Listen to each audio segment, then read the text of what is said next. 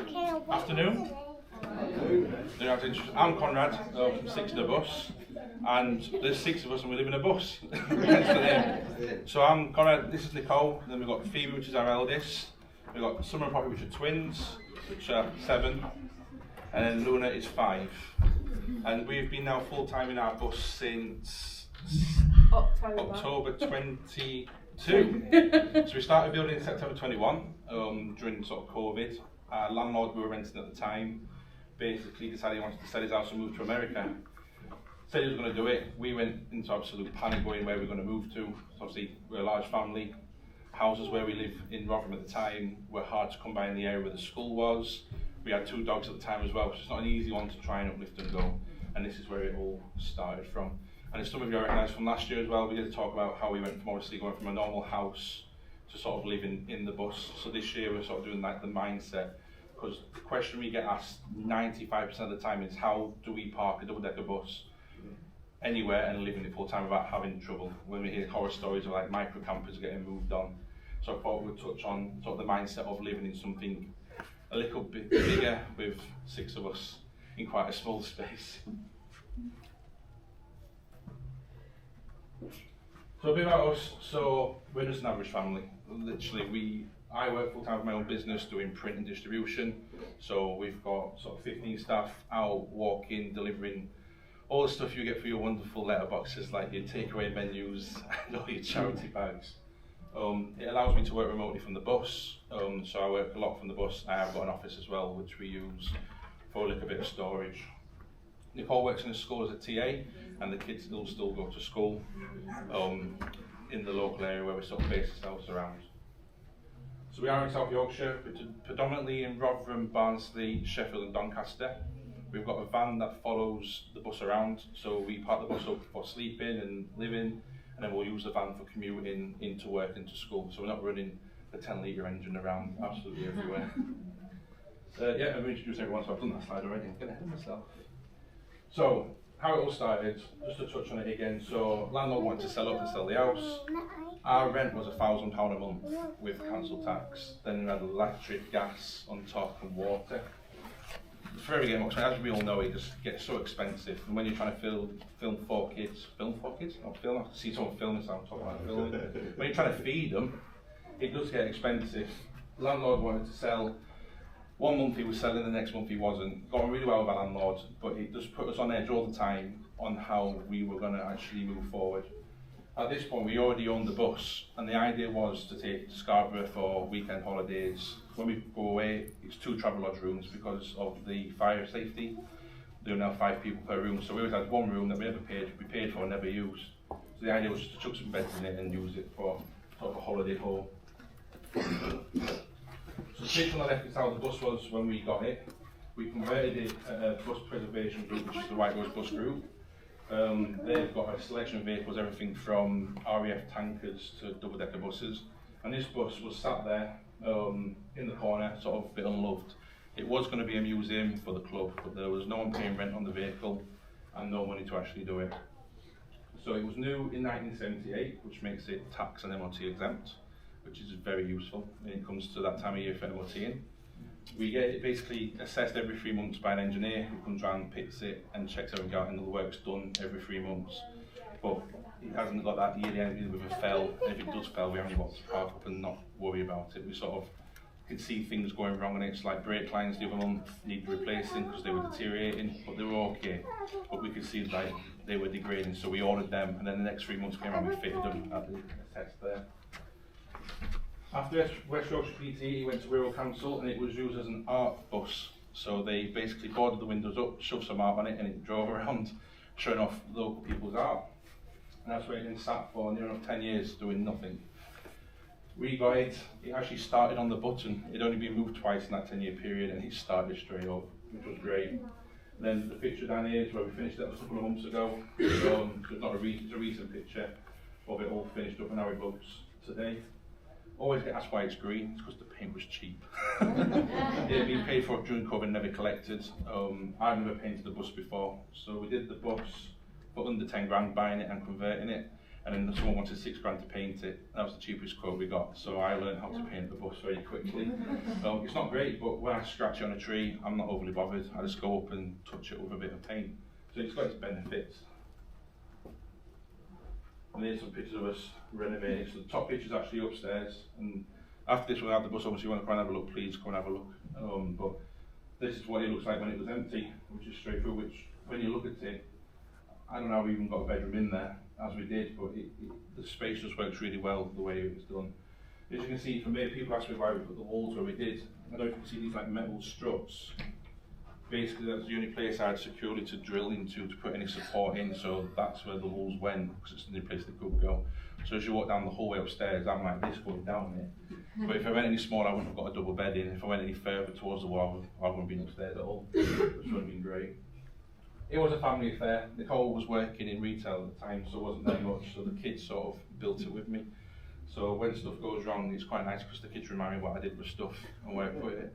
So the heating during the winter, it was about -2 outside.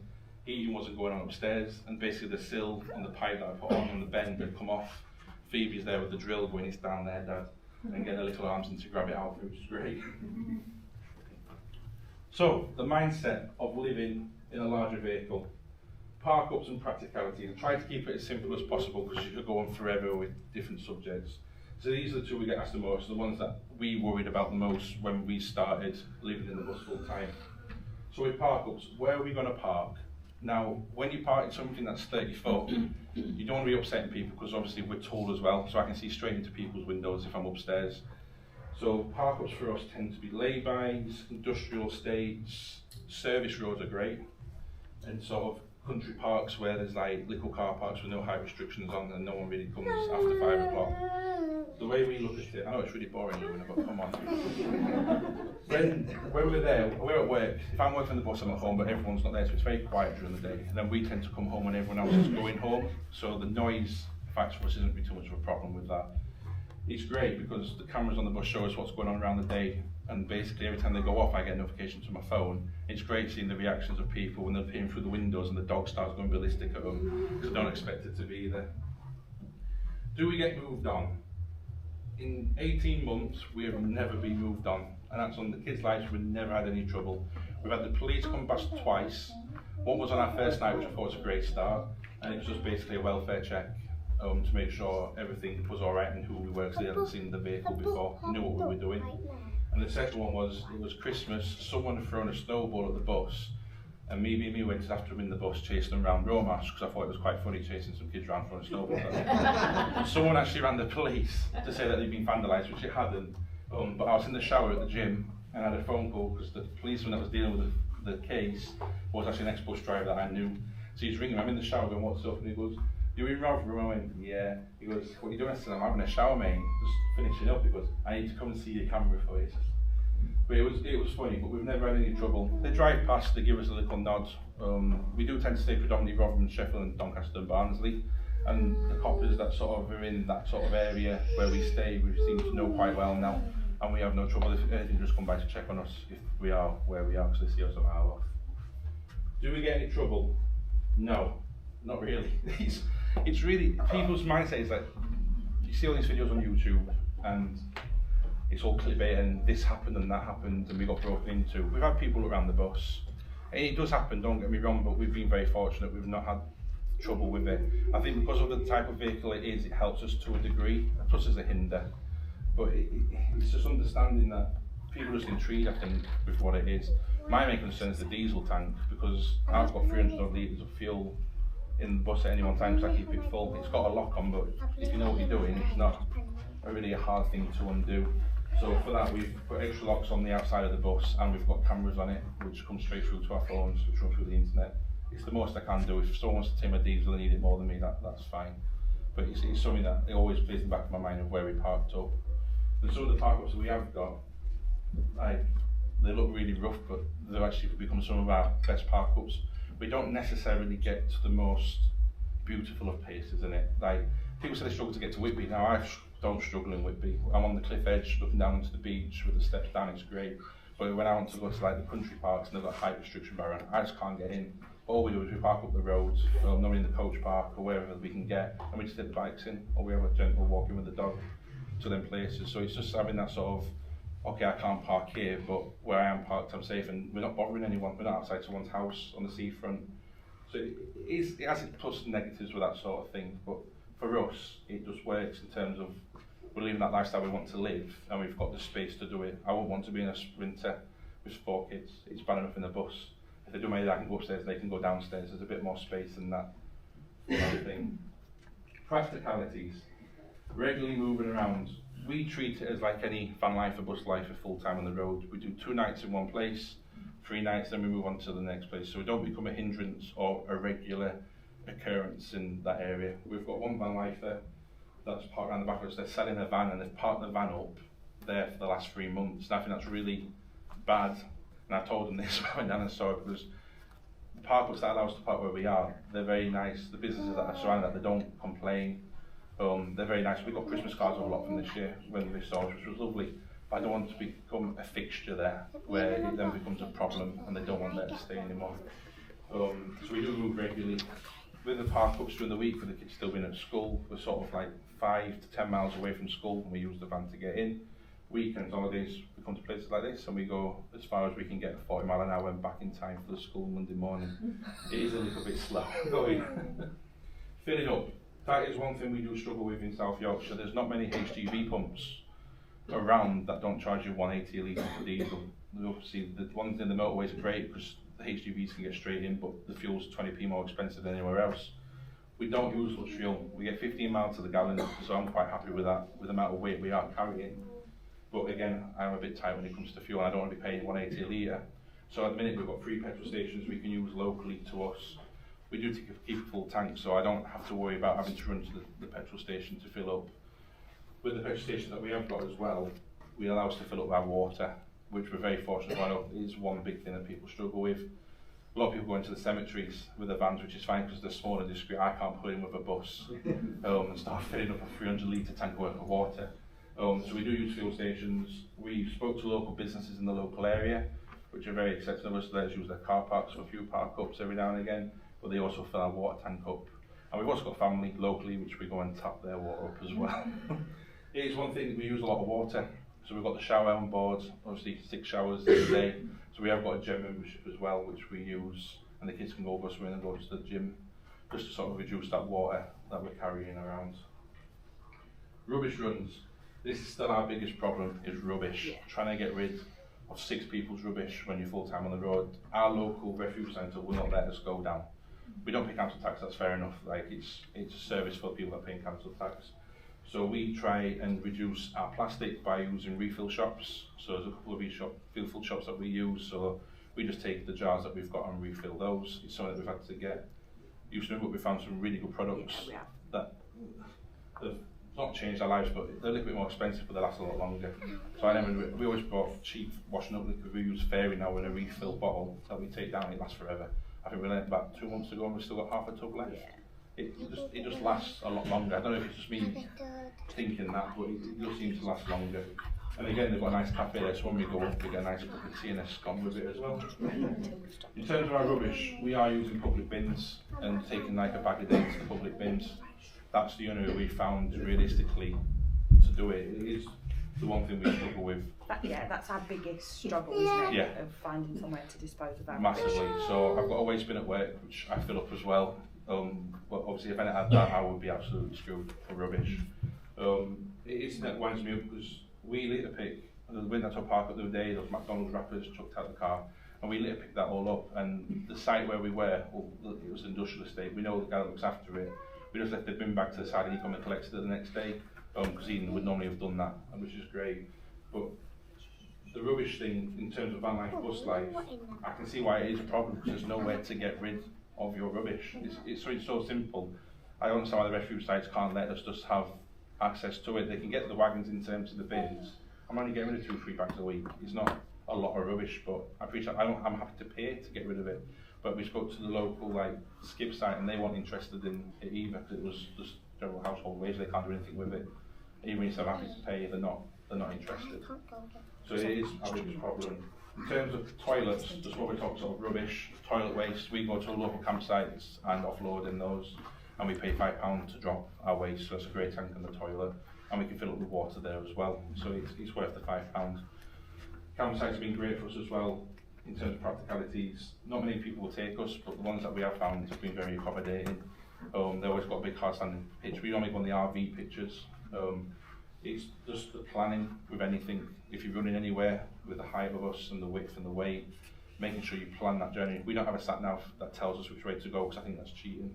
I like a little bit of a challenge. When we came here last year, I got stuck at a bridge because I didn't see it on the map, and it was a 3-point turn in the middle of an A road and back down the other way. But again, I know that this year we didn't go that way. I know which way to come. So it is just all in the planning.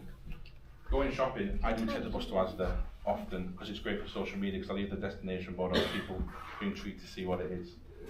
I've been in McDonald's, Aldi, Tesco's, Morrison's, the lot, and we get them in, and if someone says you can't get it in there, I say hold my beer and off I go, and I will get the bus in just to prove a point.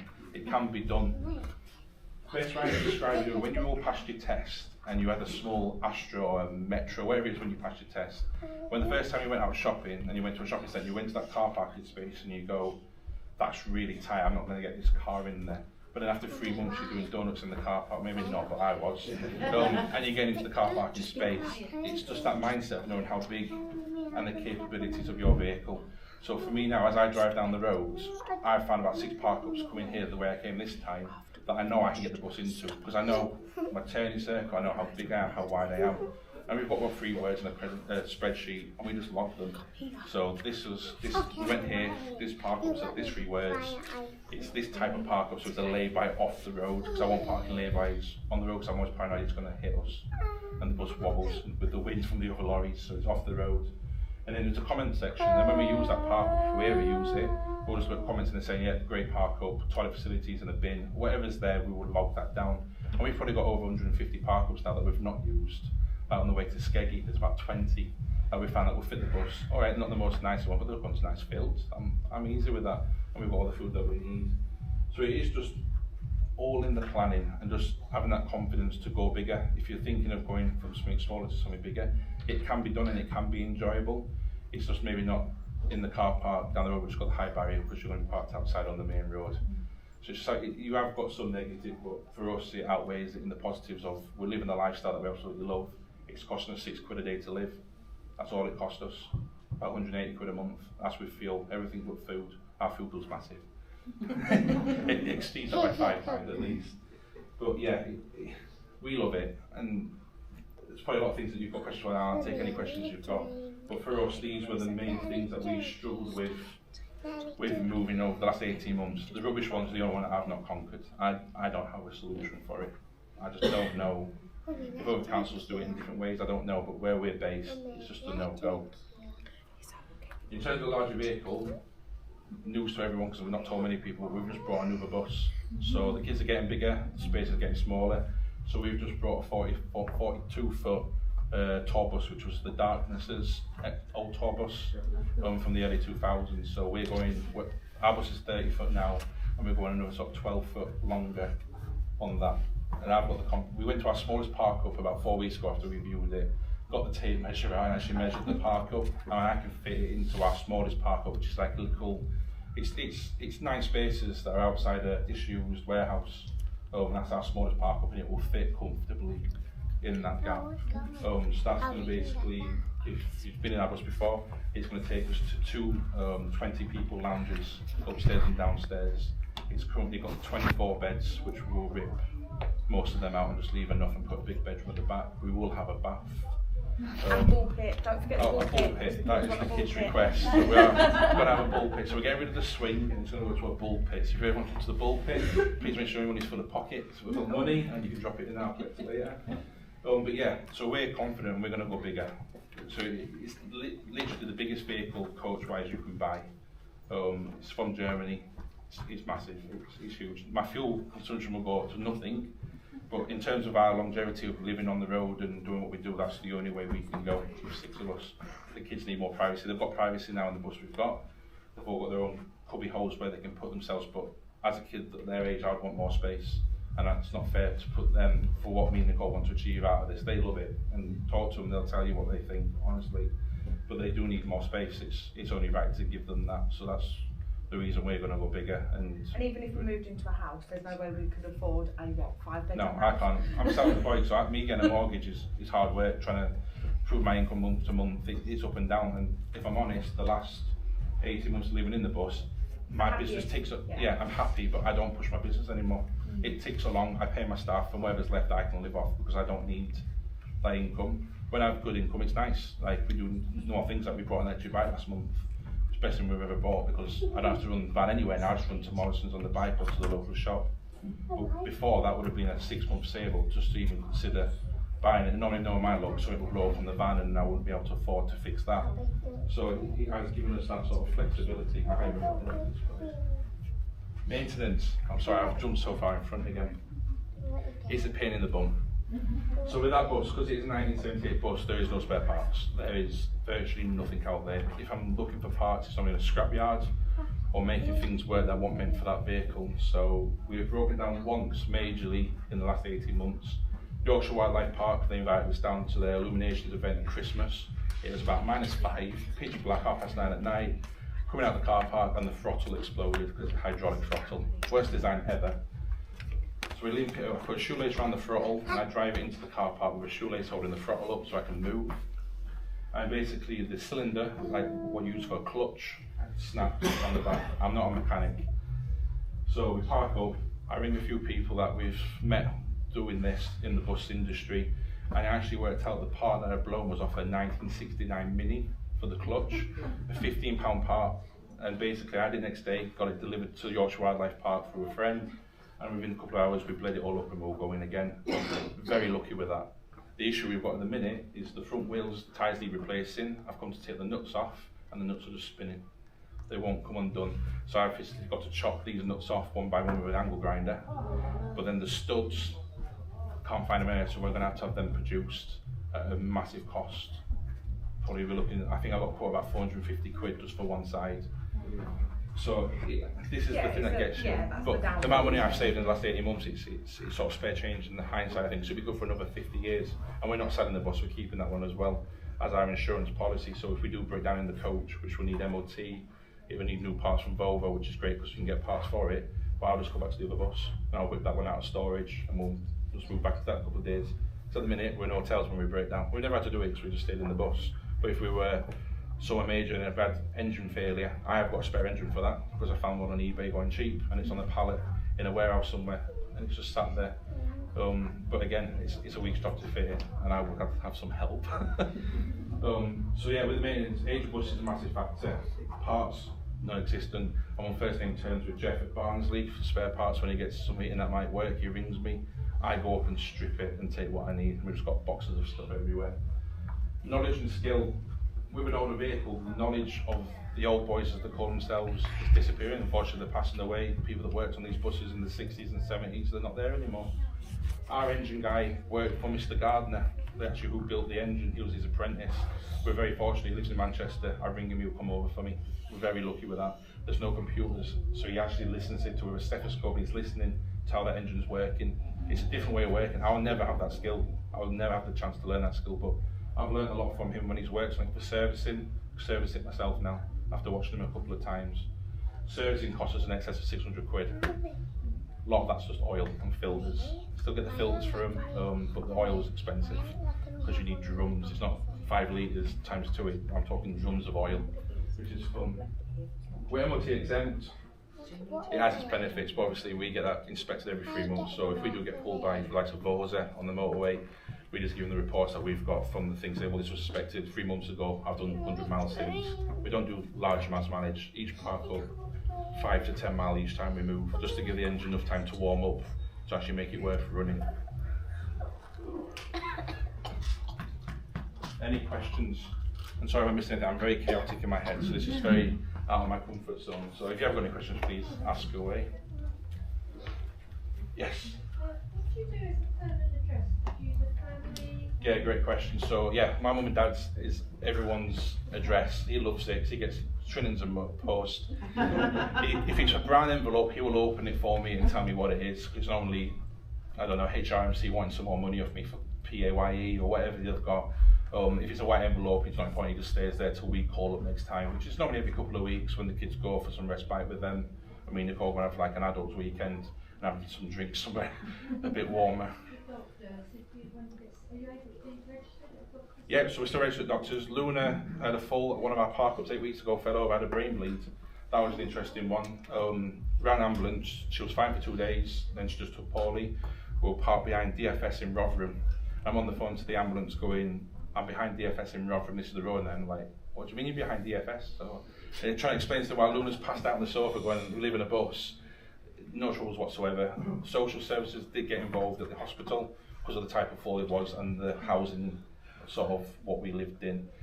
Funny enough, the lady looking after in the hospital was actually a follower of us on TikTok, so she got it, which I think helped a little bit. But again, it was a worry when it came to that, because obviously when social start getting involved and they want to know how you're keeping the kids warm, how you're feeling and what's their living conditions, it is a worry. Even if I think that's great, I think it's a great way of life. Other people might not see it that way. But yeah, we're still at doctors. I still get pestered for my blood test every 3 months, which I hate going to. But yeah, we're still registered with a doctor, again to the care of address. Any more questions? Have you had a good weekend? Yeah, mint. There you go. Can't complain. It's been nice this year. It's been slightly cooler than last year. And I think we were very naive last year when we came. We've been our first festival we've ever done. We hadn't done festivals before, and it was a bit overwhelming. I think with the response we got, we weren't expecting it.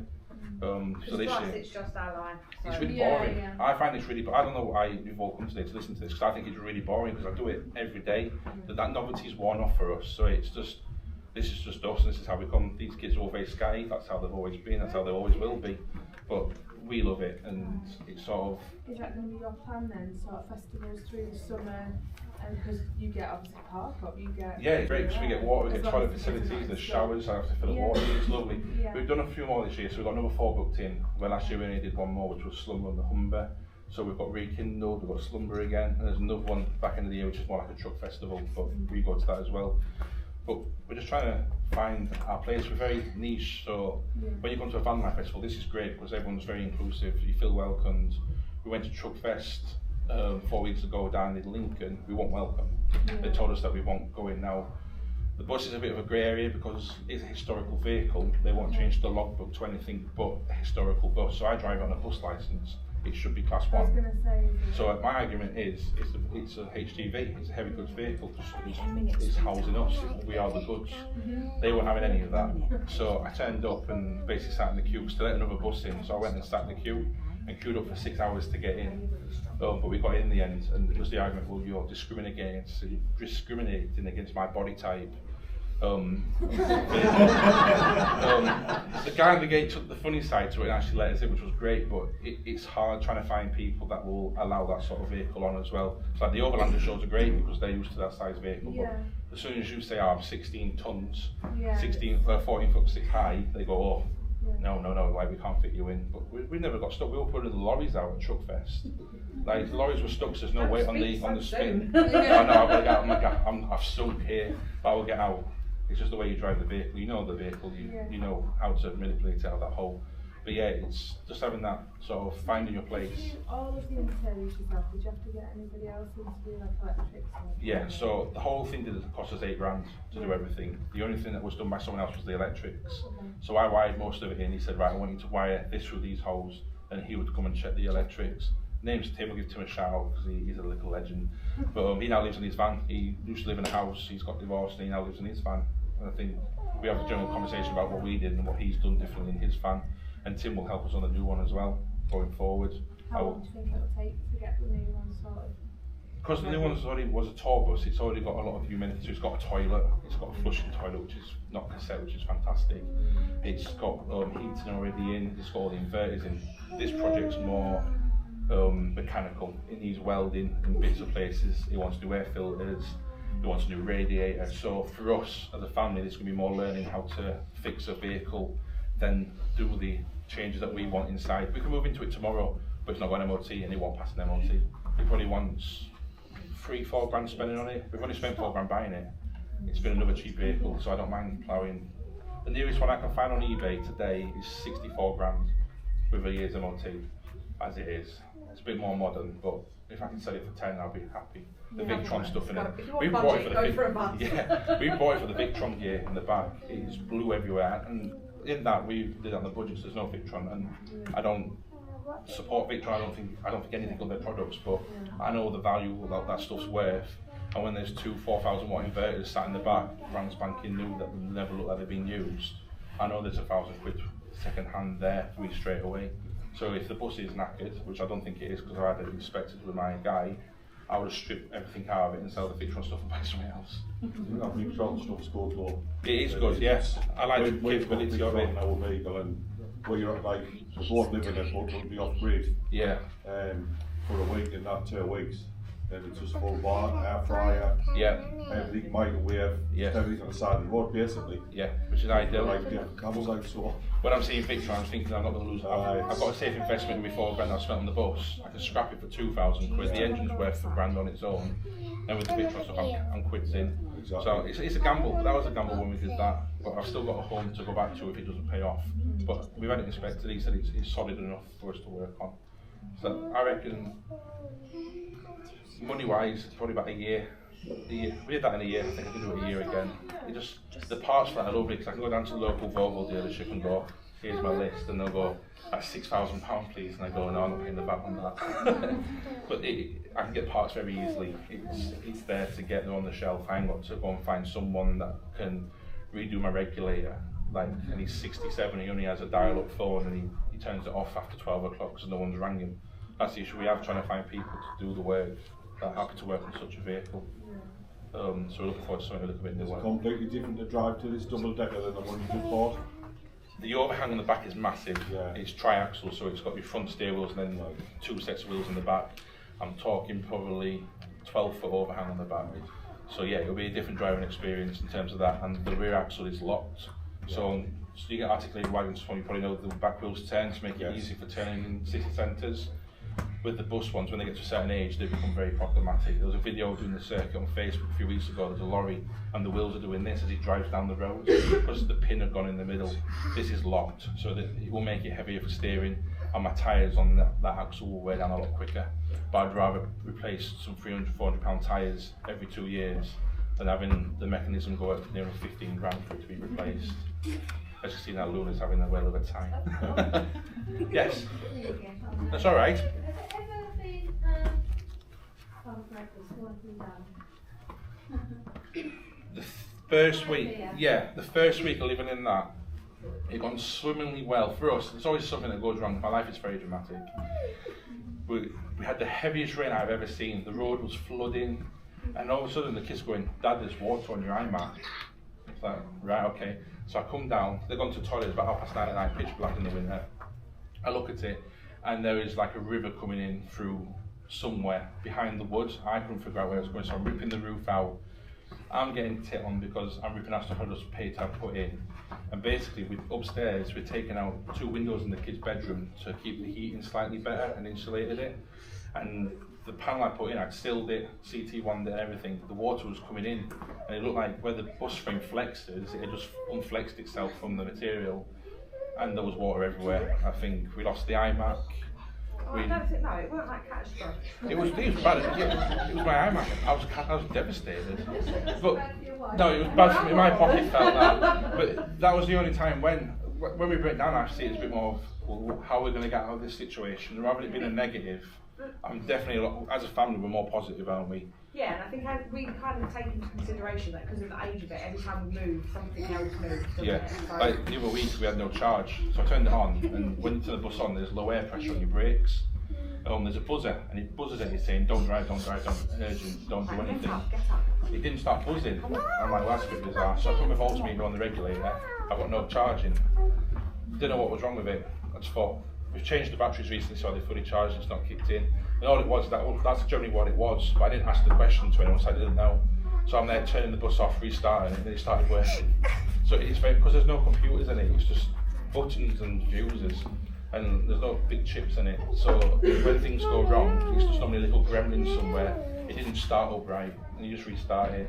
but we're just positive. It's hard work. 2 kids have got additional needs, and it makes life interesting with them too anyway, because they're like fire rockets. They'll be running around here at midnight tonight, like they're not slept all day, and they can't go to sleep. But life's an adventure, and if we break down, I'm not overly fussed. I've got a bed over my head, I'm nice and warm, I've got plenty of food. I'll sit there for a couple of days till I can sort it out. It's not that urgency, I haven't got that urgency to be somewhere. Like if I'm there a week, I'll go and speak to the local business, take them in a bottle of wine, just say, look, I'm going to be here for a couple of days, any trouble, just let me know. And I'll get it towed, we can get it towed anywhere. I envy your mindset. Yeah, but I didn't used to be like that. I used to be stressed. I've had a heart attack and a stroke, and I'm 32. From the stress, I've run businesses for the last 5 years. I used to be an area manager for a big convenience store, looking after £50 million worth of shops in an area, and it's too much. I didn't enjoy it. Life was terrible. I used to work and have nothing left at the end of the month for it. The kids never saw me. Nicole never saw me. So this has just sort of slowed us down. It's sort of. It's not. Do you know when you've been doing it? Yeah, it is. Like, I get up every morning and I it's don't know nothing. looking after 4 kids is easy. When it gets about 11 o'clock at night, they give me kids to go to bed, but No. there's no stress. You know what I mean? Oh, you've got the normal stresses in life that you know, have your health, where's that next money coming from, but if my money is only £100 for the month, it's what it is. I'm not overly worried. Sorry? You've got all those worries in a house anyway. Of course you have, but if I don't have enough money for my rent, who's going to tell me off? They're not going to take my house off me, are they? Because it's taxed, it's insured for the year. I have no road tax, and I don't need to worry about maintenance and fuel. But like, I've got a pot of money that I save for a rainy day in case something does happen. We've got that Luna. So what is your winter thing? But yeah, life's more positive, definitely. The kids are happy, that's all that matters to me. As long as the kids are happy and they're not miserable, as you can tell in Knox, they're very happy today. They can be who they want to be, as long as they're not. Privacy thing's always a thing for me in a bus, because it is a small space. Even with people think it's huge, it's not when you've got 4, 6 of us in there and it's raining outside and you can't go and do stuff outside. It's difficult. It is difficult, and Luna gets the zoomies. But I'd rather have kids like this than kids that sign for a tablet every day, just absorbing crap on the internet. Yes, they've got tablets, yes, they do use them, but they're not reliant on them. Probably sometimes takes her just to have some chill out time in her bed, fine, but it's an hour at most. And then she's back outside making a fire last night, and that's cool with me, because I'd rather learn a life skill like that than be sat in front of the computer. Phoebe is great at working out MPG. So she takes my receipts from the fuel station, she's got a little spreadsheet on the computer and she fills it in, how much the fuel costs, how much we burnt, like the mileage, and then how much we've burnt. And she goes, oh, we've worked out about average of 14 miles to the gallon or 50 miles to the gallon. I don't know, 9-year-olds that could probably do that. I'm a bit biased, I know, but it's great that she knows how to do that, and she'll make something out of it. She's becoming great. Right, what you said, kids, sisters, grandchildren, they burn their life is their well. Yeah. Yeah. There's no lifeline for going out. Yeah. Just indoors on the phones and stuff. I know it's technology now. Yeah. This is nice. Yeah, we are lucky, and I don't take it for granted. We got approached by Sky for Phoebe to do some filming. They got a program called FYI, which is like the kids' news channel for a bit like Sky, and she presented like a 10-minute segment about the bus and her life, and Sky have kept in contact with her. So if the opportunity comes along, she wants to follow that as a career, that contact's already there with the producer of that show to do something else before she turns 50. That's amazing. Everything's just gone right, hasn't it? So Yeah. we've moved into a bus and everything's just gone really good for all of us. I just think because I don't care so much anymore about having to make so much money to actually just live a normal life. We just Like, enjoy every moment, things like just- letting my kids yeah. run around like this. Yeah, Whereas things normally I'm like, just sort of fall into place for us, which I'd rather it be. I don't go looking for it, it just comes to us, which is always a nice thing. Yeah. Yeah. Any more questions? Yeah. Sorry? We've got YouTube. Yeah, so we've got you. TikTok was a massive thing for us when we were building the bus. So I do social media for business as well. Like, that's part of our business. I think paper's better because I do print, and paper's the way to go. But it's a round circle. I feel like I'm talking to clients now. But in terms of, we did one video because the kid said I could never make a TikTok video or make it go viral. We did the first video and it did something like 2.1 million views in like 3 days. So we just kept feeding it and just sort of using it. So TikTok was great for us. The algorithms changed and it's not so great anymore. And for me, it's not. We got a bit of money from TikTok. Don't get me wrong. but it wasn't life changing. It was like 50, 60 quid here every couple of weeks. It's more for documenting what we're doing. So when I get dementia, when I'm older, the memories are there on YouTube. Our videos are, in my opinion, just as you find us. So like I film coming into this 17-minute video, I'll just upload it. And it's just me getting hit by trees coming into here because they sent me down the wrong road. And I'm just explaining what's going on. And I won't edit it, and it won't be a clickbait video saying, oh, we got stuck getting into Van Life 2024. Because I want people to engage with it and people to really see what it is like.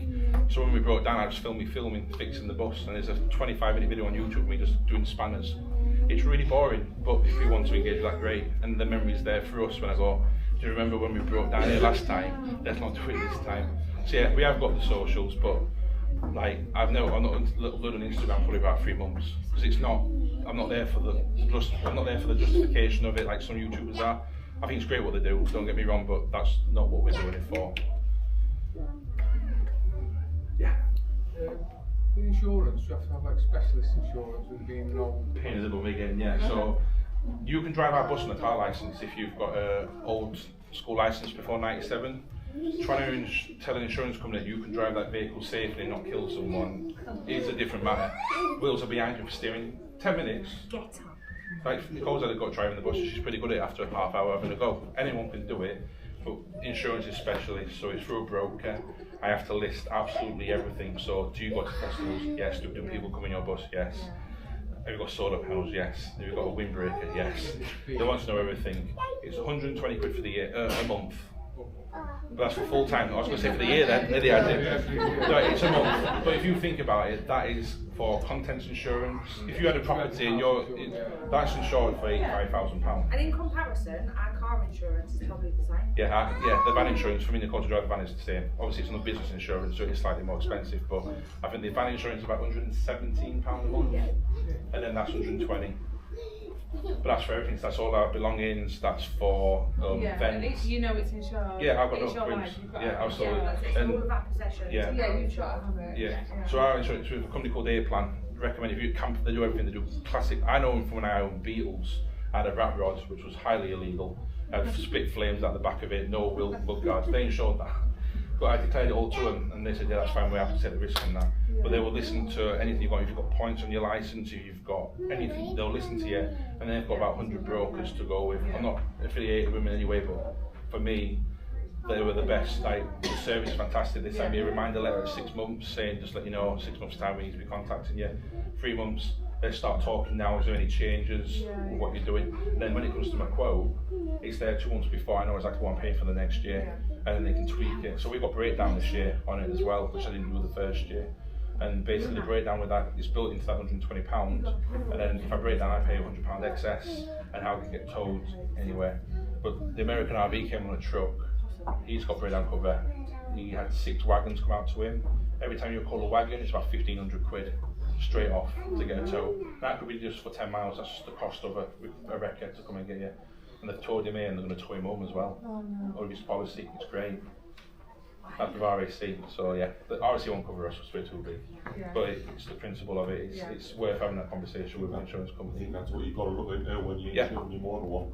Yeah. Because I find people that get a motor one cover, and then you find that the company Don't cover it. They won't cover you. 20 centimetres Yeah, over long you're this too- length. you're too long, Yeah, you won't- I've heard the horror stories.